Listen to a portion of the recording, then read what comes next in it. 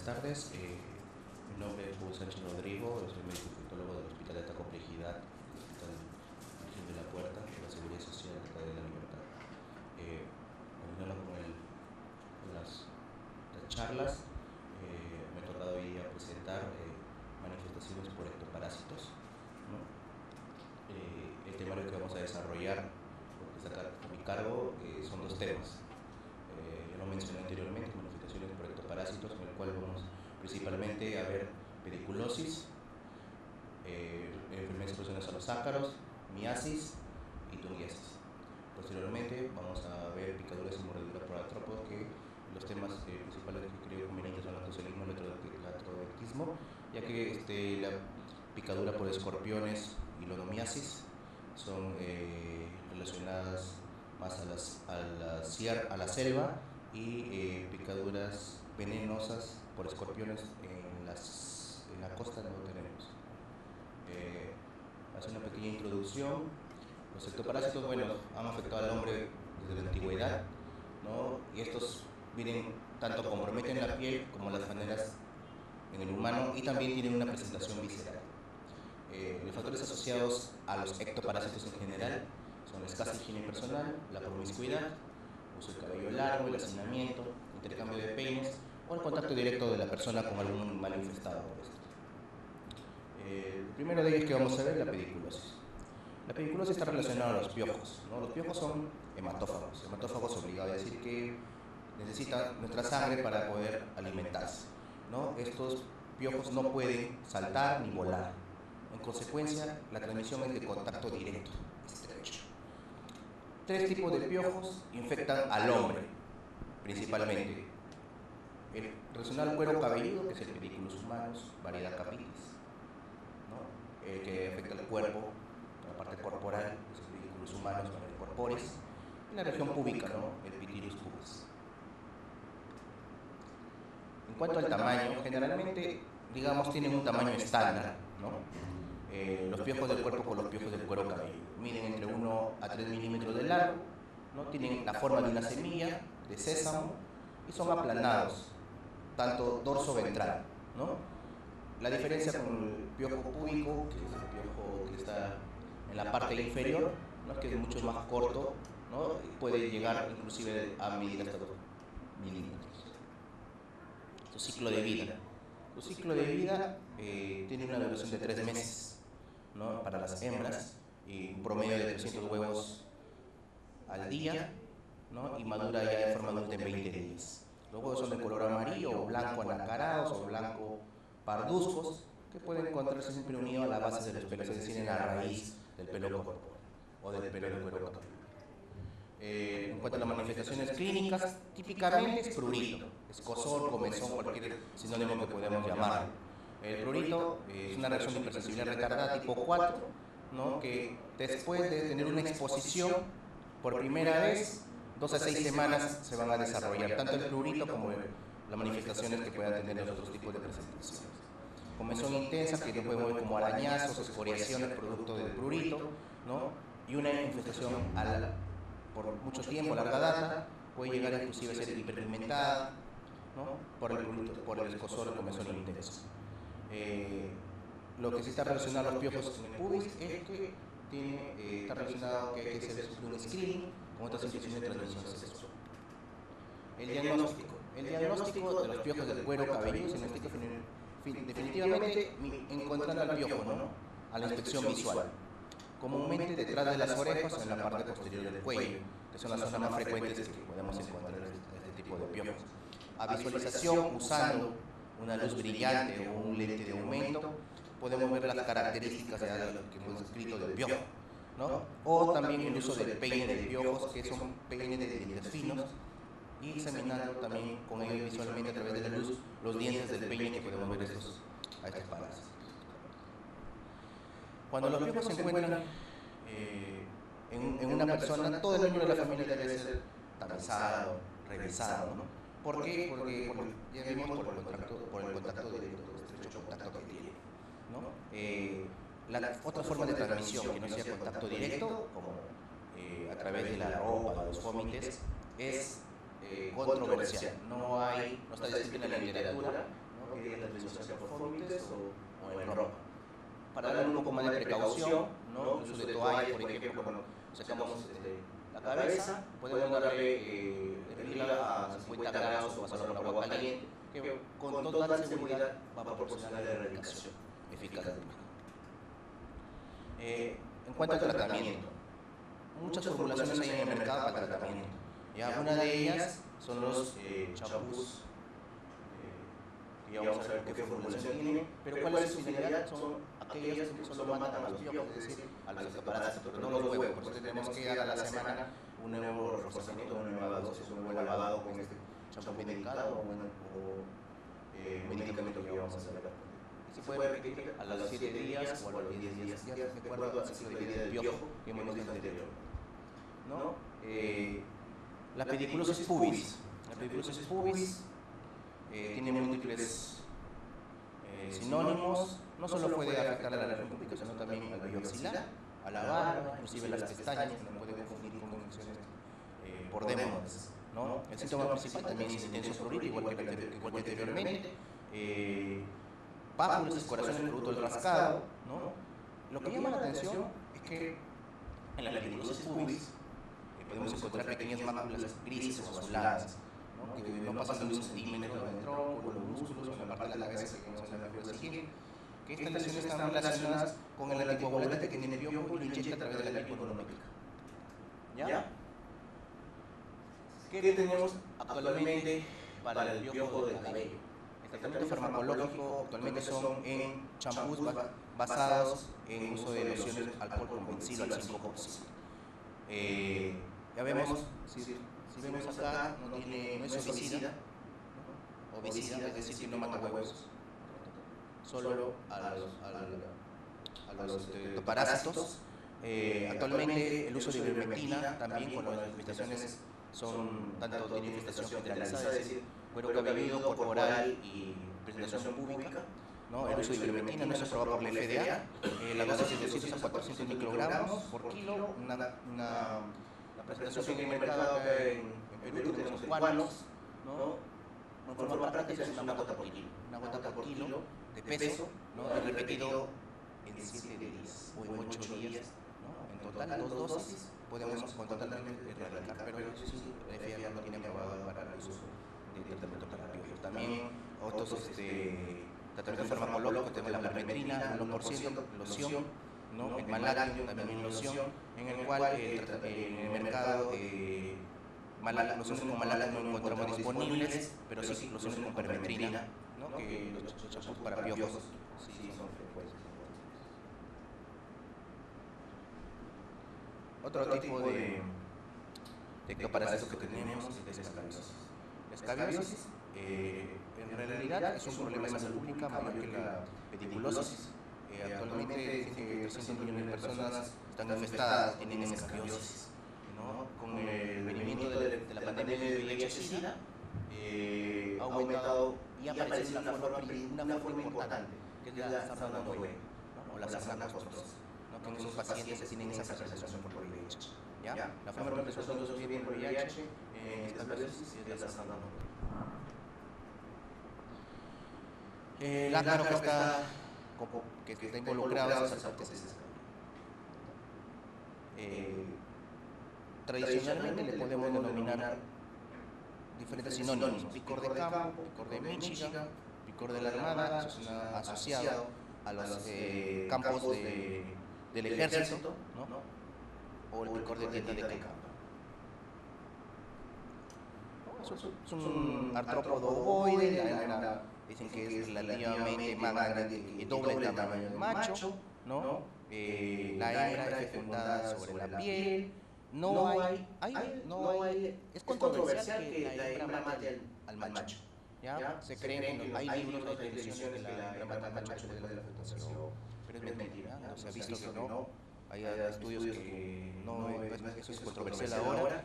La hembra es un mecanismo fisiopatológico, penetra en la epidermis y se aloja en la capa de mantil y en el estrato córneo de la epidermis, ¿no? Se desplaza cavando un surco. La razón del surco más o menos a una velocidad de unos 2 milímetros diarios, ¿no? a lo largo del surco va a poner los huevos, y así uno va aumentando la extensión de la sarna, ¿no? Y ya vemos que en 4 o 6 semanas tenemos una extensión, pues sí, siendo 2 centímetros tal vez más superior a los 5 centímetros de extensión. Los ácaros femeninos viajan 2.5 centímetros por minuto, no poco saltan, tienen alas, no vuelan, ¿no? Y su rápida penetración desde la dermis ya en 30 minutos está ya en la epidermis, ¿no? En el estrato córneo. También el mecanismo de transmisión es un estrecho contacto, es un contacto directo, ¿no? ¿Ya? Puede transferir el ácaro de una persona a otra. También hay otras formas, ¿no?, de transmisión, ¿ya? También se ha visto que la transmisión por vómites, ¿no? Transmisión de toalla, eso también es una forma también de la sarna, en este tipo de ectoparásitos. Los factores asociados: hacinamiento, falta de higiene, estado nutricional, ¿no?, contacto sexual, y también vemos una asociado a la deficiencia por el VIH principalmente. Ya vemos acá, son los síntomas más frecuentes de localización: las formas axilares, inguinales, ¿no?, la flexura del codo, ¿no?, el codo interno, la parte posterior a nivel de las espinas ilíacas, y también los surcos glúteos, que son parte de lo más frecuente de ubicación de sarna. El hallazgo patogónico es el surco acarino, ¿no?, que puede no ser evidente, ¿ya? Otras lesiones también pueden ser pápulas, pústulas, vesículas y nódulos, ¿ya? Nódulos y vesículas, principalmente pacientes con inmunosupresiones, ¿ya? Pacientes con prurito intenso, ¿no?, que principalmente empeore al despertar o en la noche, ¿no? Podemos encontrar lesiones vesiculares o surcos, ¿no?, en todo el cuerpo, y asociado con un aumento de inmunoglobulina E por la reacción alérgica. La exploración física debe ser minuciosa, ¿no? Principalmente en las zonas de rascado, donde encontramos las escoriaciones, buscando el surco acarino. A mayor aumento utilizar un dermatoscopio para que se pueda observar el sitio. Esta técnica, utilizando el dermatoscopio, tiene una sensibilidad de especificidad superior al 85%, ¿no?, y que es muy útil cuando al ojo humano podemos utilizar el surco acarino. Vemos acá en esta imagen, ¿no?, lesiones papulares, ¿no?, cerca del antebrazo y la mano de un niño, ¿no?, y que el método de diagnóstico es utilizar un raspado con una gota de aceite mineral, y todo este raspado que hacemos lo llevamos a un microscopio y vamos a ver el sarcotes escabiei, ¿no? Tenemos el sarcotes escabiei acá con restos de estrato córneo y la queratina, la presencia, la resolución. El diagnóstico diferencial del escabioso siempre hay que tener en cuenta dermatitis atópica, dermatitis septiforme, impétigo, dermatitis seborreica y Vamos a pasar ahora a la forma más severa, que es la sarna noruega, como ya vimos, una presentación atípica en pacientes inmunosuprimidos, o escabiosos profusa o costrosa. Asociada en este tipo de pacientes inmunosuprimidos, en sus formas graves, debido a la falta de la forma TH1, hacen TH2, a través de CD4, y dan ausencia de prurito. Entonces esto permite la difusión, la diseminación, la generalización en todo el cuerpo. ¿No? Son lesiones ya de presentaciones escamosas, ¿no?, que contienen, estas escamas tienen gran número de parásitos, ¿no?, estos ectoparásitos, y son muy contagiosos con el entorno. ¿Ya? Vamos acá a los pacientes. La paciente de mano izquierda, la presentación de lesiones costrosas, ¿no?, con surcos, ¿no? Vemos surcos acá, 1, 2, ¿no?, groseros, ¿no?, en las manos. En el lado derecho vemos a nivel de la flexura de la rodilla, del surco popliteo, toda la presentación costrosa, ¿no?, aspecto costroso, marrón, ¿no?, que estos, al escamar tienen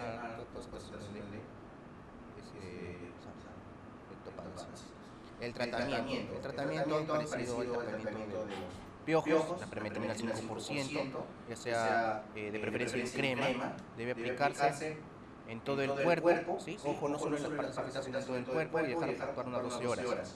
¿Ya? Ivermectina, estudios, ivermectina es para sarna noruega. El tratamiento ideal es una dosis de 200 microgramos por kilo. La presentación que tenemos nosotros nos ayuda mucho, es ecuano, no voy a repetir. No tengo nada que ver con esa empresa farmacéutica, pero es muy fácil, es una gota por kilo, tanto en niños como en adultos, ¿no? Es una práctica, ¿no? Y en 2 semanas se vuelve a repetir la dosis, ¿no? Que tiene una tasa de curación, tanto en forma clásica como en forma costosa o noruega. Tenemos que tener también en cuenta otras medidas de control ambiental, ¿no? Ya sea el uso de sábanas en las cuales el paciente duerme, el uso de toallas deben estar en lavarse a una temperatura de 60 grados, ¿no? Y un secado caliente. Para los artículos que no se pueden lavar, preferiblemente desechar o eliminar todos estos artículos que no se pueden lavar, ¿no? Otras medidas ambientales también utilizan pesticidas en aerosol o en polvo porque no son recomendados ni tienen sustento científico.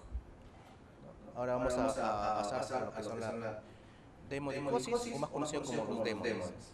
Es un género que son pequeños artrópodos. Fue descubierto por los profesores Dech y Nuti en el año 72, ¿no? Actualmente estos ectoparásitos que infectan al hombre son dos: el Demodex folliculorum y el Demodex brevis, que están relacionados al humano. El Demodex folliculorum de 270 a 400 micrómetros, 170 y 300 para el brevis. Los ciclos biológicos llaman la atención que es una metamorfosis simple incompleta y dura unos 14 meses. Diferencias al microscopio, ¿sí? Demodex folliculorum es más alargado, vive en el folículo piloso, ¿ya? No se olviden, y Demodex brevis es más corto, grueso, pero principalmente lo encontramos en las glándulas sebáceas, ¿no? En las glándulas de Meibomian 6, ¿no? Y en la parte interna tiene esta libra, ¿no? Del párpado, que no tiene. Vemos acá nosotros cómo tiene predilección folículos pilosos, ¿no? La infestación.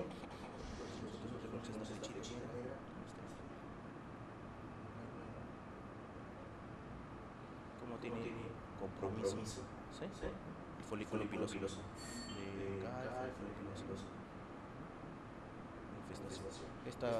Estos sitios es donde abundan las sebáceas, preferentemente pues folículos pilosos de las pestañas, ¿no? De los ojos. Entre los diagnósticos diferenciales debemos diferenciar de rosácea, de foliculitis, que también es una infección causada por gram positivos, y dermatitis perioral, que es muy alejada de las personas que tienen barba. El diagnóstico, la mayoría de veces, ¿no? Es observando las pestañas a gran aumento, ¿no?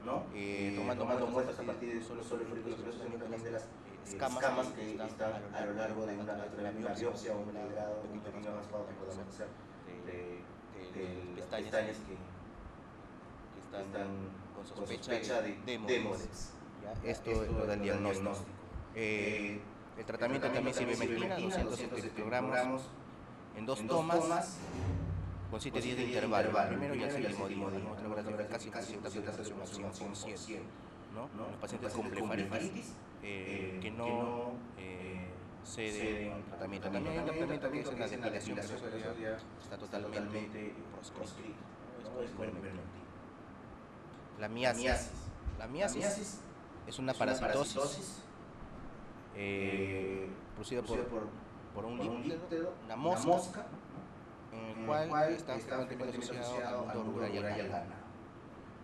Habitualmente no se manifiesta en el ser humano, pero ya en los pacientes ancianos que están olvidados, pacientes deprimidos, ¿no? Pacientes alcohólicos que están en situación de abandono. En situaciones de abandono frecuentemente son los más afectados.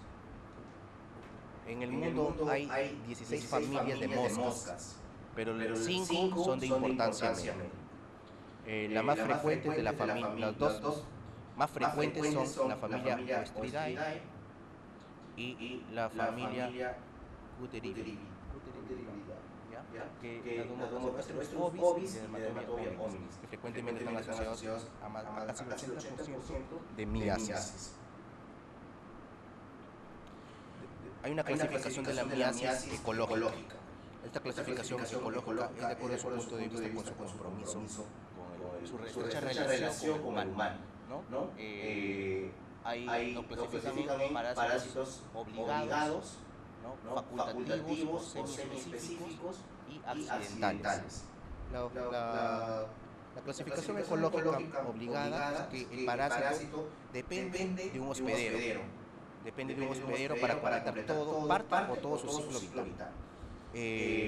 La clasificación facultativa es que tiene tres formas. La primaria es que el parásito vive y puede hacer miasis. O sea, también puede ser un parásito obligado, o sea, es sinónimo. La secundaria de la facultativa es que el parásito vive y es capaz de hacer una miasis o puede infectar al humano para completar su ciclo sexual. Y la tercera es que el parásito vive, pero no es capaz de iniciar una miasis, sino que puede, por casualidad, puede infectar al huésped. Y la accidental es que son larvas de vida libre, que tienen un ciclo de vida libre, pero por accidentes pueden hacer una reacción patogénica, ¿no? y causar o desarrollar una miasis.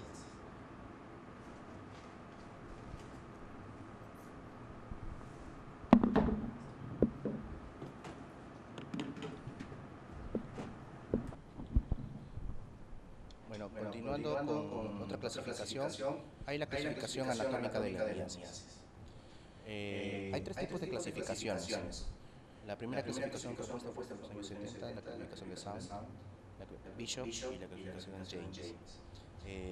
La más práctica actualmente es la clasificación de Sound, que sigue en vigencia la clasificación de Sound, que involucra la fase o sanguinóbulos, la miasis dérmico-cutánea, la compromiso nasofaringeo intestinal y urogenita. Tenemos la clasificación de Bishop también relacionada con los sanguinóbulos, sino que Bishop hace que compromete el tejido con destrucción hasta la subdermis. La complicación nasofaringea para Bishop es infestación del cuello y cabeza. Y la intestinal, la parte intestinal y urogenital, que comparte cada uno. La Bishop, intestinal y urogenital, excepto genitales externos y la parte urogenital para Bishop, genitales externos, urogenital. La otra clasificación de James es ya más regional, ¿no? En el cual se describe menos topográficamente, más por órganos, ¿no? Por ejemplo, tenemos clasificación a través de picaduras, ocular, traumática, anal, vaginal. Para el nasofaringeo ya lo divide en todos los órganos: nariz, boca, senos paranasales, ocular y auditivo. Intestinal también, la parte entérica y lo que está fuera, anal y vaginal, lo divide el urogenital, el pasaje anovaginal o inclusive hasta la vejiga. Las formas clínicas de miasis, hay tres formas clínicas. La miasis primaria es aquella miasis provocada por moscas y larvas, son parásitos obligados, quienes lo más frecuente hemos dicho hominis y sus ovis. La miasis secundaria es aquella producida por moscas que se alimentan de tejidos muertos, ¿no? Y la miasis accidental es aquella en que las moscas ponen sus huevos sobre alimentos y estos alimentos nosotros los consumimos. Y estas larvas llegan hacia el tubo digestivo, infectan al intestino y producen los gusanos se alimentan por las heces. Son las personas reformadas. Bueno, vamos a hablar por localización, la miasis cutánea, la miasis cavitaria oftálmica, intestinal, son las más frecuentes que la fibra genital. La cutánea es la más frecuente. Habitualmente los pacientes, después de la picadura, esto va a presentar un nódulo de 1 centímetro de diámetro.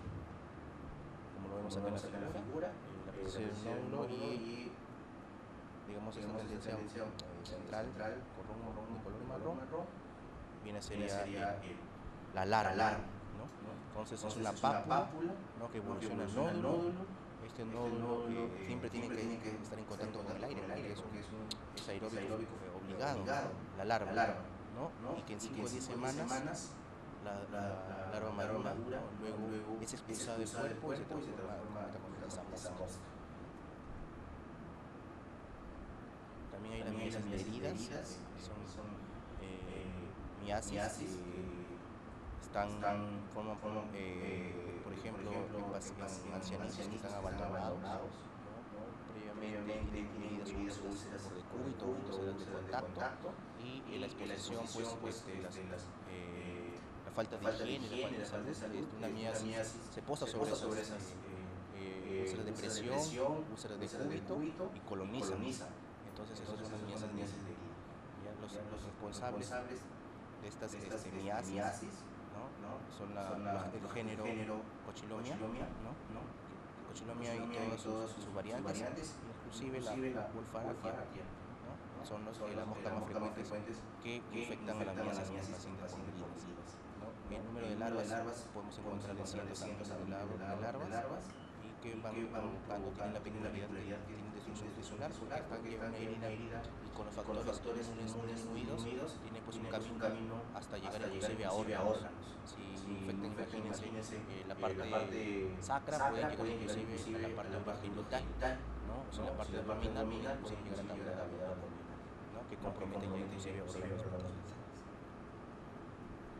En cuanto al tratamiento, que actualmente se utiliza es la ivermectina.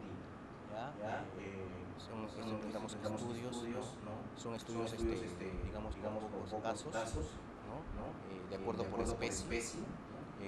Vemos que la Dermatorium hominis tiene alta tasa de curación junto con Oestrus bovis, pero ya las otras especies no tienen una tasa de curación, debido a que son enfermedades olvidadas, porque no hay muchas investigaciones, ¿no? Y son raras encontrar que sean parasitadas por estos tipos de moscas, ¿no? Entonces no nos puede asegurar concretar una tasa de cura al 100%, pero ivermectina sí se ha visto que los más frecuentes, tanto para Dermatorium hominis como para estos ovis, sí tienen una tasa inclusive superior al 90%. ¿Ya? Ahora vamos a pasar a lo que es la tungiasis. Bueno, la tungiasis es una enfermedad entoparasitaria producida por la tunga penetrans, que es, digamos, la pulga de arena que está involucrada con este tipo de enfermedad.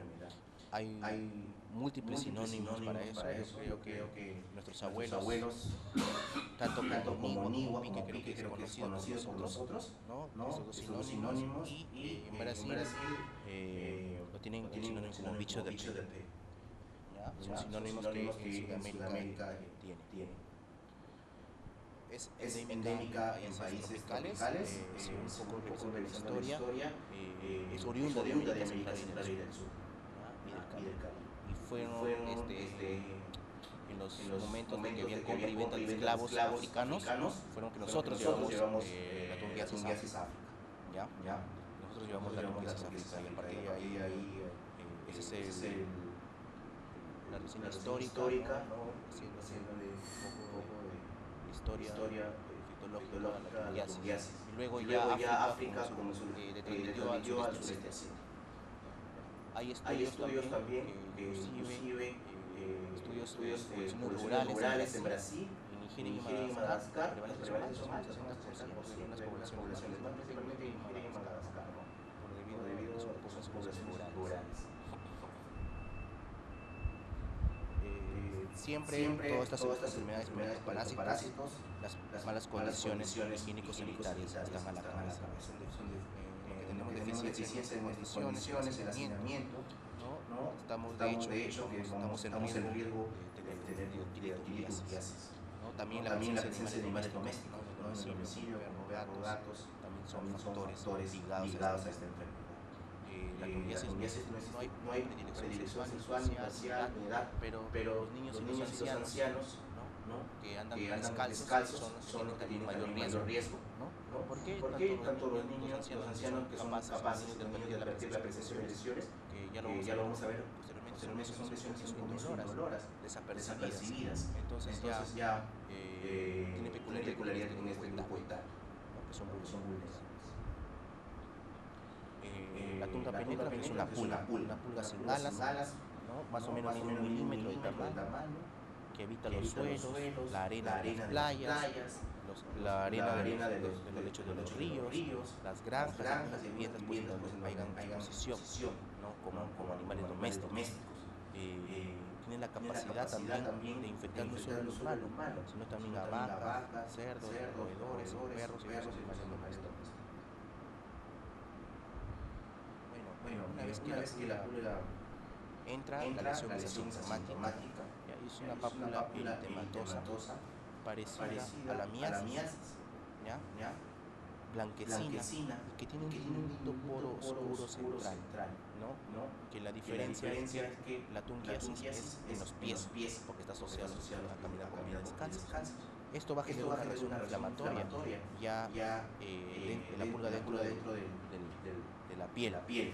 Este rascado va a favorecer, ¿no? a una reacción inflamatoria granulomatosa y esto va a facilitar la expresión de huevos, ¿no? a través del poro central. Esta reacción, la pulga produce huevos y esto vamos a favorecer a que salga la distribución afuera contaminada. Tiene un ciclo biológico ya dentro de la persona, el ciclo biológico dentro del humano, la penetración, introducen a través de los tractocórneos, esto dura unas 3 a 7 horas, luego produce una hipertrofia del segmento, ¿no? que comienza después de 2 días, se forma un halo eritematoso, luego la formación del halo blanco, que se inicia ya desde el tercer día tras la penetración. Estamos hablando del abdomen de la pulga. Estamos hablando de la persona. ¿Ya? Acá dice, en esta fase la abdomen adquiere un tamaño máximo.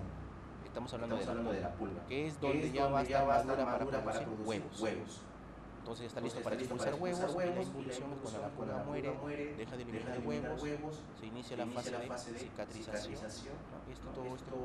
Todo este ciclo biológico dentro de la persona entre 4 a 6 meses. ¿no? Es decir, que la curación es espontánea, ¿no? pero con el riesgo de que producir huevos, ¿no? y productos de infección. Otro riesgo también sería la infección más adelante. Ahí vemos imágenes, ¿no? Vemos una lesión negruzca, generalmente asociada, ¿no? cerca de los lechos sopiales, ¿no? de los pies, están en contacto con el suelo. Luego acá vemos a la mano derecha, ya una lesión granulomatosa, que son los huevos que produce la pulga, ¿sí? posterior lesión hacia el exterior. Ahí vemos la pulga, la tunga penetrans, que tiene anillos concéntricos marrones. Nosotros vemos son anillos concéntricos. Y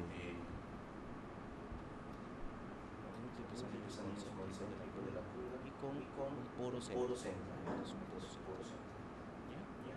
Característica biológica. El diagnóstico es fundamentalmente con datos epidemiológicos, pues, ¿no? He andado descalzo en zonas rurales, ¿no? que he viajado a áreas endémicas, ¿no? Ya vimos que zonas Brasil, zona rural, Madagascar, Nigeria, África, ¿no? El nodo es un nodo marrón, con orificio informe, ¿no? que luego tiene una secreción granulomatosa blanquecina, que no son más que los huevos que salen al exterior, ¿no?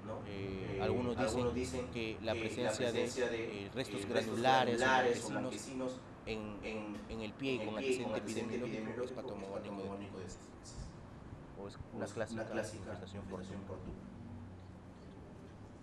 Inicialmente, cuando primera vez lesiones recientes, Los diagnósticos diferenciales son las verrugas víricas, ¿no? Que no sé si creo que hemos visto la presencia de verrugas víricas alrededor de los pies, o quistes de inclusión epidérmica, que son quistes benignos. Cuando la tungiasis evoluciona, ya tiene lesiones granulares o tiene centro necrótico, ¿no? Ya podemos hacer una diferencia con carcinoma epidérmico, ¿no? Que tenemos que tener presente siempre los diagnósticos. Bueno, el tratamiento es extraer el parásito, ¿ya? Extraer el parásito, ¿no? Inicialmente con una aguja estéril, ¿no? Cuando está en la dermis, ¿no? Se extrae por el parásito y solito sale, deja un canal. Y cuando la lesión es más grande, miren, todo esto de acá, todo esto de acá es el vientre de la pulga. Es un vientre grande que está produciendo bastante cantidad de huevos. ¿Ya? En este caso hay que utilizar un punch. Un punch quiere decir un sacabocado. ¿Ya? Tipo biopsia para poder extraer todo que va a entrar inclusive a la epidermis punch. Y queremos extraer toda la pulga completa. La extracción del parásito se recomienda que se tiene que administrar un antibiótico, y un antibiótico tópico como mupirocina, por unos 5 a 7 días. Si ya vemos un traguito pustuloso, es decir, con pústula, con secreción, con dolor, se pueden emplear antibióticos vía oral, siempre dando cobertura para estafilococcus aureus y ganarión. Podemos utilizar mucilino subclavulánico, clindamicina, o cefalex. Esos son los antibióticos de elección. Hasta ahora lo que es de manifestaciones por ectoparásitos. ¿Una pregunta? Doctor, y disculpe, ¿y el chinche que también es? El chinche es los siméculos, lo voy a ver en la siguiente presentación, que es picadura y mordedura por artrópodos. ¿Ya?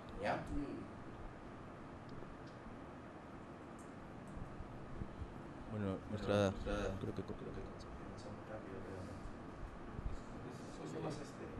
no son muy complicados, ¿no? Y entendible, creo que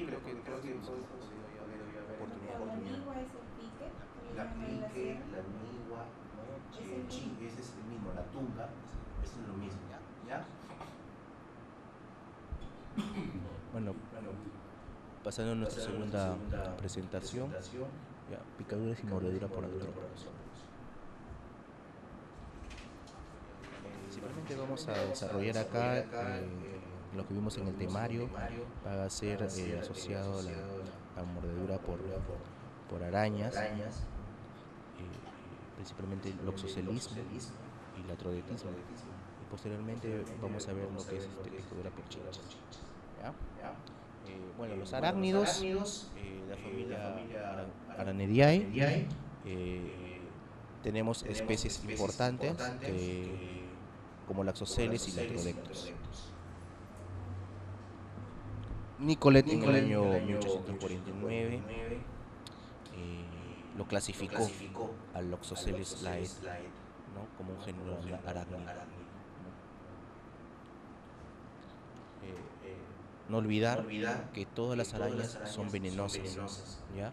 ¿Por qué? Porque el veneno es parte de ellas, que lo utilizan para la descomposición o para la fermentación y digerir así sus alimentos, ¿no?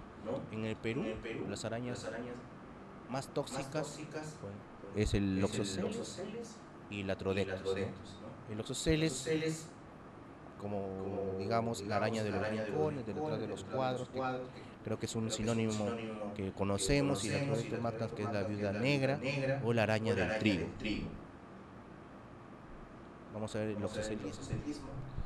El loxocelismo es la mordedura por las arañas del género Loxoceles, principalmente Loxoceles laeta. Es una amenaza importante y permanente que está en la población, principalmente en las zonas urbanas, que es lo que lo diferencia del Latrodectus magna. El loxocelismo es intradomiciliario, ¿ya? Y que tiene una importante afectación clínica. mide 1 centímetro de longitud hasta 3 centímetros si nosotros queremos involucrar las patas, ¿no? Pero el cuerpo mide 1 centímetro de longitud, es de color café, ¿ya? El cefalotórax, que es esto. El cefalotórax acá es más claro que el abdomen. Este es su abdomen, más oscuro, ¿no? Tiene 3 pares de ojos simples que forman un triángulo. Un poco de biología. La distribución lo encontramos en América Central, en Sudamérica, ¿no? Y principalmente su accidente es intradomiciliario y en la noche, ¿no? No es estacional, todo el año puede picar, ¿ya? Y el grupo de riesgo son preferentemente las mujeres y los niños. ¿Por qué? Porque son las personas que más tiempo paran en casa. La ecología es un animal solitario, vive y caza aislado. Muchos de nosotros hemos visto que ellas no forman grupos de caza de las arañas. Su hábitat es intradomiciliario, podemos encontrar en los guardarropas, en los rincones, ¿no? Tiene una metamorfosis incompleta y la hembra produce aproximadamente, pone hasta 200 huevos. Acá vemos, si queremos diferenciar el abdomen de la hembra, es más claro que el del macho, pero el mayor tamaño de la hembra tiene mayor tamaño. ¿Ya? Una diferencia entre ellos. El veneno se encuentra en las glándulas salivales, ¿no? Que son los quelíceros.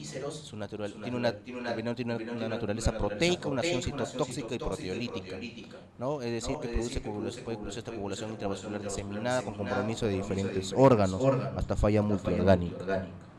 El oxocelismo tiene 2 formas clínicas de presentación: la presentación cutánea y el oxocelismo cutáneo víscero-hemolítico, ¿no? El oxocelismo cutáneo solo digamos se localiza o tiene compromiso de la piel, produciendo una dermonecrosis dolorosa. Y el oxocelismo víscero-hemolítico, aparte del compromiso dérmico que tiene que tener porque la araña muerde la piel, presenta también una forma severa con anemia hemolítica, coagulación intravascular diseminada. El oxocelismo cutáneo es un dolor leve, ¿no? En el sitio de la mordedura. Las primeras horas es una mácula violácea, ¿no? Al segundo o tercer día se transforma en flictemas o presencia ampollas, lesiones vesiculares, una erupción local sistémica con prurito y luego forma una costa superficial o escara negruzca, ¿no? Con úlcera, que esa es la evolución clínica del oxocelismo cutáneo. Si nosotros queremos ver en horas el compromiso del oxocelismo cutáneo, vemos que las primeras 6 horas produce un dolor local en el sitio de la mordedura. Producto que vamos a encontrar 2 huellas del par de quelíceros, ¿no? O de dientes, si queremos llamarle así. Luego un edema sin fobia, las primeras 6 horas. Las 24 horas, equimosis, eritema, fiebre, exantema, o puede haberse insomnio. Después de los primeros 2 días ya evolucionan hasta flictemas, con necrosis central, una placa violácea que está rodeado de un halo pálido. A la semana es una escara ya necrótica, ¿no? Que eso sí requiere escarectomía. La segunda semana es una úlcera, digamos, es la secuela que deja la fruto de la escarectomía, y la cuarta semana la cicatrización por segunda intención, que dejará una cicatriz hipotrófica, ¿no? Para toda la vida, producto de la mordedura del oxocelos. El diagnóstico diferencial muy importante. El paciente frecuentemente vienen a las emergencias ya con la presencia de una lesión violácea. Ya más allá queremos verlo de las 24 horas. ¿Ya? Más allá de las 24 horas, ¿no? Y que entre los diagnósticos diferenciales tenemos que tener una infección por estreptococo grupo A, ¿no? Una infección por estafilococo aureus, ¿no? O también si ya si es parte si es de zonas rurales, ¿no? Con antrazo carbunco cutáneo, que también es un diagnóstico muy importante diferencial, ¿no? Vasculitis, ojo, la vasculitis tiene compromiso sistémico, ¿no? que nos puede dar no compromiso localizado, ¿no? Herpes zóster, pioderma gangrenoso, ¿no? Necrólisis epidémica y eritema nodoso, ¿no? El eritema nodoso no evoluciona hasta costra, ¿no? Que ya es un diagnóstico diferencial y más afecta a los miembros inferiores y es bilateral.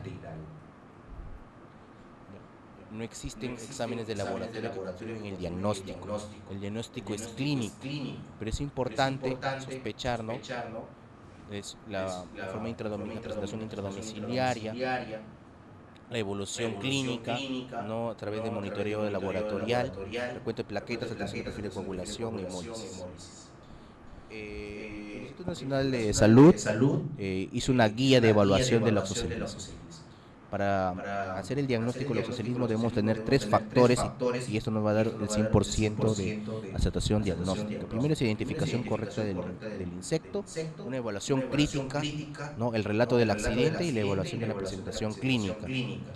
A ver, el primero, determinar si el insecto agresor pertenece o no al género de las oceles. Es decir, que el paciente cuando cree que es mordido por un artrópodo debe tratar de traerlo de preferentemente vivo, caso muerto, ¿no? Y hacer el screening, si es una araña de color marrón, si su abdomen es en forma de globo, si es un abdomen oscuro, ¿no? El tamaño de la araña, no se olviden que es hasta 1.5 centímetros solo el cuerpo, y si incluimos las patas, 3 centímetros, ¿no? Y que la hembra siempre es más grande. El segundo es la correspondencia y el relato, ¿no? Que el accidente debe ser dentro del domicilio, ¿no? En una zona urbana preferentemente. El dolor es lancinante, ¿no? Urente, ¿no? El dolor es único, ¿ya? Es una sola mordedura. Si ya tenemos más de 2 mordeduras, hay que sospechar de otro tipo de mordedura de artrópodos, ¿ya? La zona más afectada son los miembros superiores, el rostro y el cuello, ¿no? ¿Por qué? Porque nosotros generalmente pues entramos al guardarropa, nos ponemos la ropa, hacemos limpieza de un cuadro, de los rincones de la parte de los techos, ¿no? Entonces siempre es el tronco superior, ¿ya? La afectación, a veces la espalda, ¿no? ¿Ya? Eso también tenemos que tener, eso es importante. Y el tercero es la presentación clínica. No se olviden que la araña muerde una vez, ¿ya? Y luego vuelvo a decir, una mordedura más de 2, una presencia de 2 mordeduras ya nos aleja del diagnóstico que sea de laxoceles. Y el dolor, si es doloroso o no, ¿no? La lesión, el dolor puede aparecer dentro de las 2 primeras horas. Si las lesiones tienen necrosis, son solo eritematosas, ¿no? Y a las 6 y 8 horas ya pues tenemos el diagnóstico que es casi inconfundible por la evolución clínica. Vemos acá una placa en la figura, en esta figura vemos la mordedura de la oxoceles. Acá vemos la formación de la placa libeloide, ¿ya? La placa libeloide es una placa violácea, ¿ya? Con expansión gravitacional. Es decir, ¿qué quiere decir con expansión gravitacional? Que va de lo periférico hacia lo central, es decir, sube. Si nos pica abajo, la lesión necrótica va a alargarse hacia el centro del cuerpo, hacia el ombligo. ¿Está bien? Esa es la expansión gravitacional, ¿ya? Y la placa libeloide. Bueno, para el oxocelismo cutáneo está demostrado que es el uso de Dapsona, administrar a partir del segundo día, siempre y cuando hacer que el paciente no tenga comorbilidades o que tenga daño orgánico, que el oxocelismo ya ha hecho anemia hemolítica o hecho metedura, ¿ya? También lo mismo Dapsona también puede producir anemia hemolítica. Entonces, primero es hacer el screening y descartar hemólisis que tenga compromiso el paciente, 100 miligramos por día por 5 a 7 días, y la dosis pediátrica es de 2 miligramos, ¿no? Esto va a disminuir la extensión cutánea, ¿no? Al disminuir la migración de los neutrófilos. Hay una propuesta del uso de un estudio de tetraciclinas, ¿no? Contra el veneno de la laxoceles, ¿no? Que en horas, vemos acá vemos en horas, ¿no? Y el uso de tetraciclina. Tetraciclina oral, que es las líneas continuas en forma de triángulo, no pintadas, que es en la parte inferior,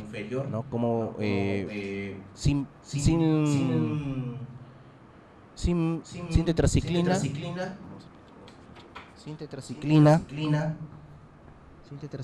como vemos en horas, la prolongación del veneno, ¿correcto?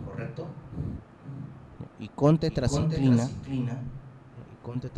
como en horas, la progresión del veneno aumenta, pero luego ¿ya? Y luego con tetraciclina, luego con doxiciclina, viendo que tetraciclina es mejor que el uso de doxiciclina para la progresión del veneno. Ahora en el compromiso cutáneo visceral, esas lesiones rápidamente tienen compromiso sistémico, fiebre, escalofríos, palidez, ¿no? Hemoglobinuria, ictericia con luz intravascular diseminada, fallo orgánico, ¿no? Entonces, cuando tengamos un paciente con loxocelismo, debemos siempre manejarlo con compromiso cutáneo visceral hasta que no se demuestre lo contrario, ¿ya? Y no se olviden que el loxocelismo cutáneo visceral se manifiesta durante las 24 horas post-accidente. Si un paciente va más allá de las 48 o 72 horas, ya no es un loxocelismo cutáneo visceral. Vemos acá un paciente con la mordedura fue en el centro del, digamos, a nivel dorso lumbar, ¿no? Con la formación de la placa libeloide y como tiene todo el compromiso cutáneo extensivo. ¿Ya? No se olviden que la progresión es, digamos, gravitacional.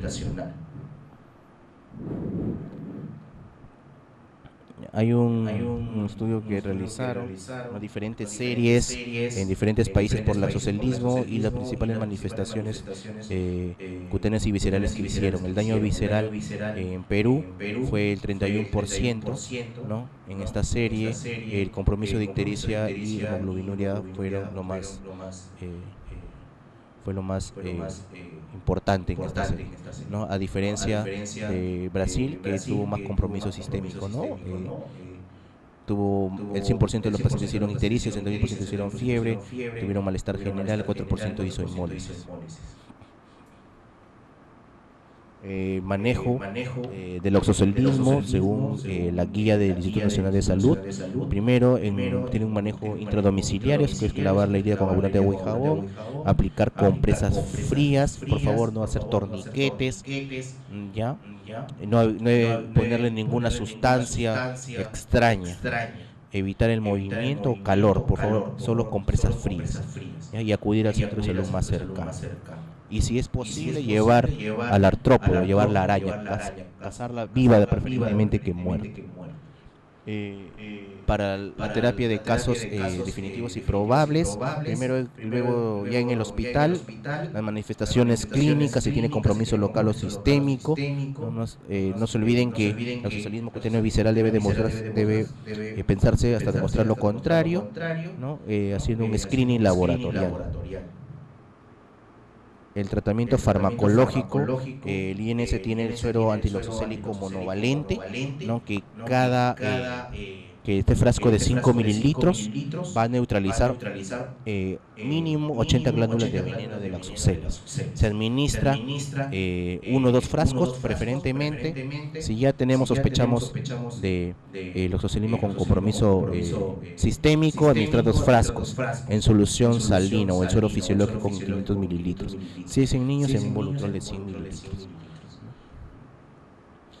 El Instituto Nacional de Salud también recomienda, como es un suero equino, ¿no? Es un suero, unas inmunoglobulinas desarrolladas de origen equino, administrar clorferamina media hora antes de la administración del suero para evitar alguna reacción. ¿Sí? ¿Sí? Eso está en la guía del INS. ¿Ya? Bueno, las medidas de prevención para evitar mordeduras por un accidente loxocélico es la limpieza de la casa y usar guantes gruesos si estamos en zonas detrás de los cuadros, guardarropas en el cual no ha tenido un uso reciente, evitar colgar la ropa en las paredes, antes de ponerse la ropa y zapatos previamente sacudirlos, mantener muebles alejados de la pared, ¿no? Y evitar introducir manos por detrás o debajo de los muebles, cajas, cuadros, ¿no? Que podemos llevarnos podemos sufrir un accidente loxocélico. Ahora vamos a pasar a al otro accidente de arácnido, que es el Latrodectum mactans, más conocido como viuda negra. Este Latrodectum mactans o viuda negra mide de 1.5 a 3 centímetros. Es silvestre, diurno, ¿no? Preferentemente aumentan o se reproducen en verano. Tiene su aparato bucal fino. Tiene un abdomen globuloso de color negro, aterciopelado con unas manchas de color carmín que le describen como la forma de un reloj de arena, pero si uno lo ve, tiene diferentes formas. Ya no solo la forma de un reloj de arena. La hembra coloca 200 huevos, ¿no? Que tiene la peculiaridad de que sus huevos lo encierren un capullo ovígero. Ya vamos a ver más adelante. Y que este capullo ovígero no tiene más de 1 centímetro. Vamos acá a la viuda negra, el tamaño aproximadamente con todo y patas 3 centímetros. La viuda negra en su hábitat natural. Este es el capullo ovígero, ¿no? Un capullo amarillo, ¿no? Con gran cantidad de huevos, ¿no? En su interior.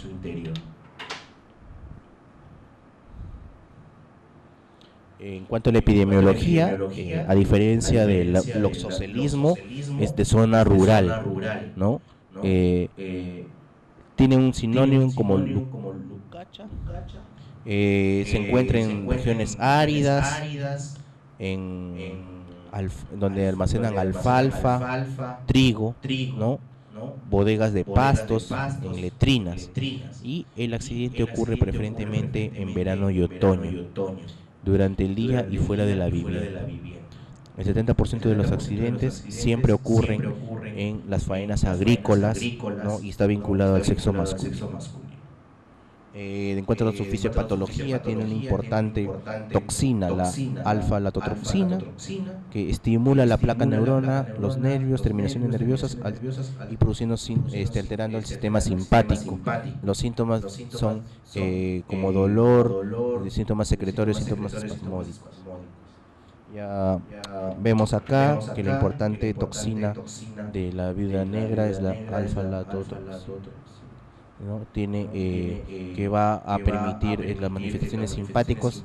Otras toxinas menos importantes, la hialuronidasa y el ácido aminobutírico, ¿no? Que es una neurotoxina, la alfa-latotoxina, la hialuronidasa, que aumenta la permeabilidad de sinapsis, ¿no? Abre los canales de sodio, alterando la placa neural, ¿no? Aumentando las catecolaminas y una disminución de la acetilcolina. El Latrodectum mactans produce un cuadro clínico diverso. La lesión típica es un área pálida, ¿no?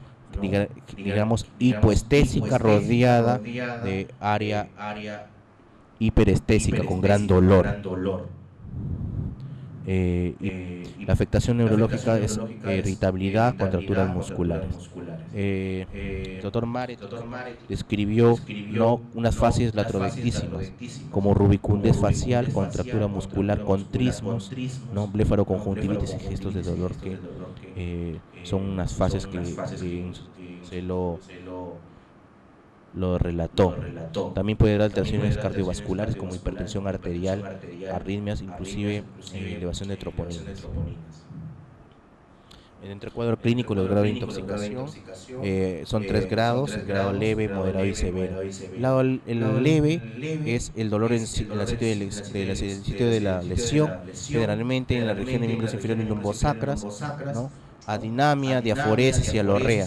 El grado 2 ya tiene compromiso, con disnea, cefalea, contractura, rigidez muscular, trismos, priapismo. Y el grado 3 es un cuadro anterior, pero ya asociaciones con cuadros más simpáticos, miosis, midriasis, confusión, trastorno del ritmo cardíaco, broncoespasmos, ¿no?, con el riesgo de muerte. Hay un resumen que hicieron de 11 casos, ¿no?, los más frecuentes asociados a la mordedura por viuda negra, ¿no? Entre todos tuvieron compromiso abdominal, ¿no?, náuseas, vómitos, dolor en el sitio de la mordedura, en miembros inferiores, ¿no?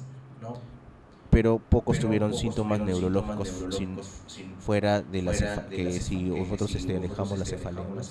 Sacando la cefalea, la mayoría tuvo síntomas abdominales, dolor abdominal, náuseas y vómitos, pero los síntomas frecuentes.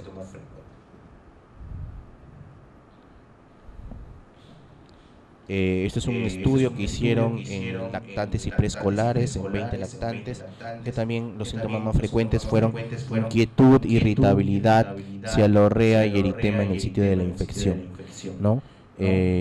Fueron los más frecuentes, ¿no? Pocos tuvieron síntomas de tetania, de convulsiones. Bueno, el diagnóstico es confirmado cuando visualizamos la araña, ¿no?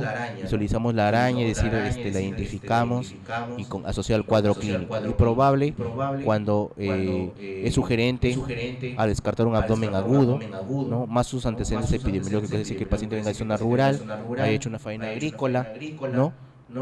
En el caso de que no podemos visualizar que ha sido mordido por una araña. En cuanto al tratamiento, es la administración de analgésicos, principalmente metamizol, acetaminofeno, naproxeno, ¿no? Si ya tiene compromiso o tiene dolor, administrar mepiridina o morfina. Debido a la alteración de los canales de calcio, podemos administrar gluconato de calcio siempre y cuando monitorizar la frecuencia cardíaca, ¿no? Diazepam, si tiene trismo, contracturas musculares, antihipertensivos si el paciente hace hipertensión arterial, utilizando nifurtimoxato o nifedipino. El uso de sueros polivalentes antiarácnidos. Acá en el Perú poco ha sido utilizado los sueros. Me parece que el INS tiene un stock, pero mínimo, se pide a Brasil. En Brasil tienen estos sueros polivalentes antiarácnidos, ¿no? Que nos asegura la neutralización de 50 glándulas de veneno. Ya, una dosis, ¿ya? Y se administra solo una dosis.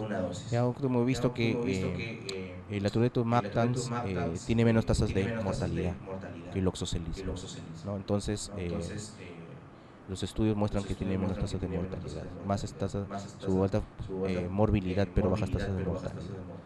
¿Ya? Ahora vamos a pasar a la simicosis, que es relacionada a los chinches de la cama, ¿no? Que es donde se alojan y se reproducen en los colchones, hendiduras de camas, ¿no? Que pueden también habitar o en las ranuras de las paredes, en los pisos, en los muebles, ¿no? Si bien es cierto, no son implicados los chinches en la transmisión de ninguna enfermedad, pero se les ha demostrado que portan virus o bacterias, como enfermedad de la peste, ¿no? Como la fiebre Q, la hepatitis B. La hepatitis B ha sido ampliamente estudiada en estos artrópodos, ¿no? Es teóricamente posible por la contaminación al aplastar el insecto o por eliminar en sus heces que un chinche esté infectado por hepatitis B o por la regurgitación durante la picadura.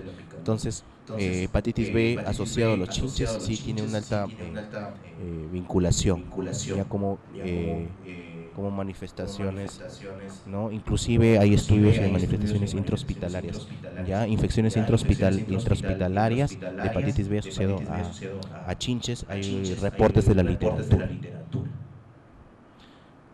Bueno, principalmente el chinche más común es el Cimex lectularius, es un parásito hematófago y nocturno, ¿no? Otros huéspedes que pueden, digamos así, parasitar son las gallinas, los murciélagos, ¿no? Se alimenta picando al huésped mediante un aguijón que está presente en su mandíbula. Vamos a sacar el aguijón. La saliva inyectada produce una lesión urticariforme, localizada, pocas veces generalizada, ¿no? Actualmente ya con el uso de insecticidas, ¿no? En los hogares, ¿no? Ya ha venido haciéndose menos importante su participación como un artrópodo que afecta al hombre. Entre la viuda negra y algunos le llaman guayuro, me parece. ¿Ya? ¿Cómo lo diferenciamos a la hembra del macho? Ya. Generalmente el tamaño es más pequeño el del macho. El del macho puede llegar hasta 1 centímetro, pero que la que está, digamos, la viuda negra lleva por su nombre, ¿no? Más vamos a encontrar hembras que machos, y los machos solo están relacionados con la copulación, ¿ya? Entonces, cuando nosotros somos mordidos y sospechamos de una Latrodectus, tenemos que sospechar que es una hembra, ¿ya? La hembra, como el macho, la hembra tiene más contenido de veneno. Otra cosa también es importante al estar expuestos, al ser mordido por una araña, es que digamos, la utilización de ella, del veneno anteriormente. Si la araña se ha alimentado recientemente, pues va a tener poco veneno, ¿no? Y tal vez las reacciones sistémicas sean menores, ¿no? Pero eso es difícil de saberlo, ¿no? Es difícil saberlo, pero eso siempre tenemos que asumir que cuando estamos mordidos por un Loxoceles, siempre tratarlo con la forma más grave, hasta que no se demuestre lo contrario, ¿no? Por su gran cantidad de capacidad de veneno. Hemos visto ahí que tiene hasta 50, ¿no? 50 glándulas de veneno, ¿no? Y que tienen un importante compromiso sistémico. Pero diferenciarlo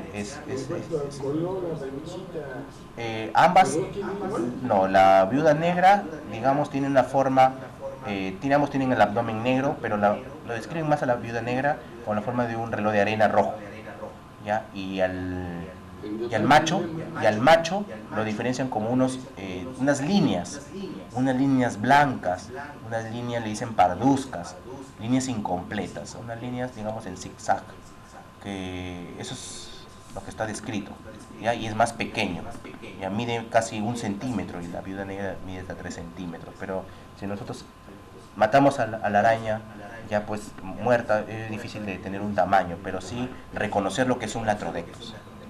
Sí, eso sí podemos reconocer que la araña Latrodectus es negra, a diferencia del Loxoceles, que es marrón parduzco, ¿no? Y sí se diferencia, ¿no? El color, ¿no? Y llevarlo pues, digamos, vivo o muerto al artrópodo. Y a veces sucede, no ha pasado, no hay suelo, Ya. Y llega cuando ya muchas veces no Sí. puede hacer un trabajo, y hay una complicación de sistemas, lamentablemente, tiene su muerte, ¿no? ¿Qué se puede hacer? ¿Qué hacer? Bueno, lo importante es, yo pienso que una araña trata de ser lo menos negligentes, trata de referirlo a un hospital de mayor complejidad, y que pues ellos tengan la capacidad de reconocer o de saber el diagnóstico que es una mordedura por una araña, ¿no? Y si el paciente llega, digamos, precozmente, tempranamente, pues hemos visto que la utilización del caso del loxocelismo, ¿no? El antídoto, entre comillas, se puede utilizar antes de las 48 horas. Entonces, pues coordinar con el Instituto Nacional de Salud si el pronto envío. No sé si acá, en el laboratorio referencial, porque yo no soy de acá, tienen, el laboratorio referencial MINSA tienen en su stock, digamos así, el suero monovalente, loxocélico, ¿no? Entonces, sí hay, claro. Ya. Pero el INS, se llama el INS, y el INS envía en avión, dispone el envío del suero, solo cuando es accidente loxocélico, ¿no? Dispone y envía 1 o 2 frascos, ¿no? Usted dice, disculpe, me interrumpa, hay que actuar con responsabilidad y no con negligencia. No con negligencia, ¿no? Yo no pienso no ser negligente. A buenas a primeras, como usted dice, sin hacer un buen diagnóstico, y si se trata de un problema de un arácnido, y decir, bueno, no es esto, y vaya a su casa, como yo le dije, todas las arañas son venenosas. Todas las arañas son venenosas. ¿Por qué? Porque hemos visto para la fermentación, digamos, para la digestión de su comida, que son los insectos, las hormiguitas, los artrópodos también, pequeños, derraman su veneno. Entonces, y esos son enzimas, y hay que tratarlo como venenosas a una araña, ¿no? Hay que tratarlas como venenosas. Doctor, he tenido un caso de una niñita de 10 años que vino con una lesión macular color así rojiza. ¿Ya? Pero ella manifestó desde el comienzo hasta el final que no tenía dolor. Pero curiosamente la manchita se fue extendiendo y a la semana ha regresado ya con una costrita. Lo más probable puede haber sido, bueno, el sitio de la mordedura, pues una mordedura nos llama la atención, ¿no? Cualquier persona. Ese rato pues vemos, ay, algo me picó, ¿no? Yo creo que si son bebés, niñas menores de 2 años o de 1 año que no solo lloran y esa forma de transmitir dolor, sí es imposible, ¿no? Pero ya, digamos, una niñita grande, 5, 7, 8 años, que ya informa, ya avisa, entonces preguntarle, ¿ya te dolió? ¿Qué pasó? ¿Qué sientes? La forma de preguntarle, hay diversas formas de preguntarle. ¿Te hincó una agujita? ¿El duende te mordió? ¿Qué pasó? ¿Te picó algo? ¿Qué pasó en tu manito? ¿No? Entonces esas formas de tomar los datos es importante. Pero si usted dice que tiene ese curso, esa evolución, podría haber sido una mordedura de araña, ¿no? Pero también hay que ver infecciones por gram positivo, ¿no? Como estreptococo, como estafilococo aureus, que las lesiones son prácticamente similares. No, sí le picó la araña, porque inclusive la mamá dice que mató a la araña. Ah, mató, entonces fue una... Pero no llevó la araña, ¿no? Entonces o sea, de que fue araña, entonces sino ya. que cuando yo la veo el tercer día... Mire, y fue un loxocelismo, ¿no? Entonces, cuando yo la veo el tercer día, viene la mamá preocupada, porque inclusive el abuelito es veterinario. Y dice, una vez una vaca se le murió por una araña. Así es. Una vaca. Y tuvo suerte, ¿no? Le instiló poco veneno. Me sorprendió que la niña orinaba bien, no se alteró su uresis, no sentía dolor, lo único la mácula creció y ahora a los 7 días ya tiene su costra negra. Tiene su costrita. Sí. Esa costra negra hay que sacarla. ¿Esa costra se saca? Sí. Se hace escarectomía, digamos, ¿no? En forma, digamos, ambulatoria. Sí, se saca. Y va a quedar una úlcera y ahí, a partir de ahí ya se va a regenerar. ¿Por qué? Porque esa costra se infecta, es material necrótico, muerto, desvitalizado, ¿ya? Y se saca, se retira, lo ve el cirujano y le retira. Previo si es niña no colabora, anestesia local. Yo más bien le he indicado que no le esté tocando, que no va a caer. Eso costra se saca. Toda escarectomía del loxocelismo se retira. Ya, si gusta. Sí, no hay ningún problema, pero se saca, si no va a venir con una infección asociada, agregada, ¿no? Ya, eso se retira. La mamá venía a preguntarme si podía ir de excursión. Sí, puede ir, ¿no? Ya, ¿cuánto tiempo fue? ¿3 días? No, ya hace unos 7 días. Ya, los síntomas sistémicos son en horas, ¿no? Claro, eso ya yo le informaba, pero sí, usted me dice de dedicarla para ver lo de la costrita, ¿no? Porque sí tenía la costrita. Hay que tener cuidado con los accidentes. También los escorpiones que hay acá en la libertad no son venenosos, no tienen mayor compromiso con el humano, con la persona. No son contra los escorpiones que hay pues en África, en Brasil. Ya no tiene mucha relevancia los que hay acá en la costa. En cuanto a la lonomiasis, que no he considerado, porque no es la lonomiasis o la oruga, no muerde, no pica, ¿no? Sino que son los pelos, ¿sí? Que en el contacto con la piel produce digamos, enfermedades hemorrágicas asociadas. Pero no es así que la oruga muerda o pica, sino que tienen pelitos en su cuerpo que eso, en contacto, son urticariformes y al rascarlo pues ingresan a la circulación sistémica. Por eso no he creído conveniente presentar. El alacrán no, yo estoy hablando de las oruguitas, ¿no? El alacrán acá en Trujillo no hay, ¿no? Yo he visto, ¿Usted ha visto? El agua que la luna está pues abandonada, me hicieron apreciar de niños. Porque el alacrán tiene su forma de reconocerlo. Porque era así marrón, su colita y su luz. El escorpión también, el escorpión es más amarillo. Porque este era amarillento, Sí, pardo, así. sí. Diferenciar así a simple vista es difícil. Claro, Claro, yo también, de niño también, debajo de las piedras también he visto. El color de ese pececito El color de han ese traído pececito. unos pacientes. Sí. Es un poco más transparente. Sí, son escorpiones. El otro es otra cosa. Sí, los alacranes son un poco... Pero no mata, no mata. Para eso le damos profenamina. Profenamina, a veces inyectamos. sí. Ya, Son venenosos. son venenosos.